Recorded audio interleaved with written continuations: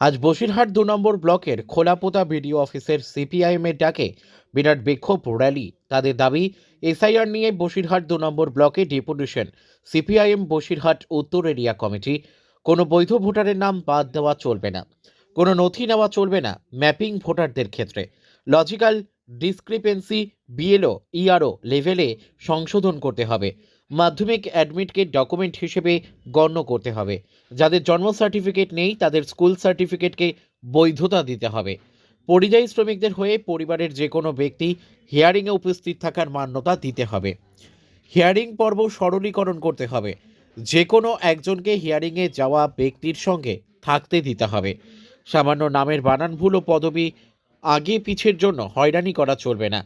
Bureau report. কারণে যে আমাদের দেশে নির্বাচন কমিশন যে তুগলকি কাণ্ড করে চলেছে দিনের পর দিন এসআইআর এর নাম করে সাধারণ মানুষকে যেভাবে হয়রানির মধ্যে ফেলছে এবং এই আতঙ্কে একের পর এক মানুষের মৃত্যু, এর প্রতিবাদে সিপিআইএম বসিরহাট উত্তর এরিয়া কমিটির ডাকে গোটা জেলা জুড়ে আজকে এই ব্লকগুলোতে ডেপুটেশন হচ্ছে। আমরা উত্তর এরিয়া কমিটির পক্ষ থেকে খোলাপোতা ২ নম্বর ব্লকে ইআরওর কাছে এবং বিধানসভা উত্তর বিধানসভা তার ইআরওর কাছে আমরা ডেপুটেশনে যাচ্ছি।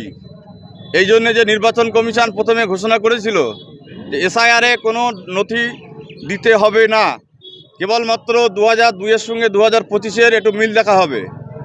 ইআরওর মিটিংয়ে ইআরওরা প্রথমে ঘোষণা করেছিল, কিন্তু এখন দেখা যাচ্ছে সম্পূর্ণ উল্টোটা। দিনের পর দিন নাগরিকত্ব যাচাইয়ের নাম করে যেভাবে মানুষকে হয়রানি করা হচ্ছে তার প্রতিবাদে আমরা আজকে রাস্তায় নেমেছি।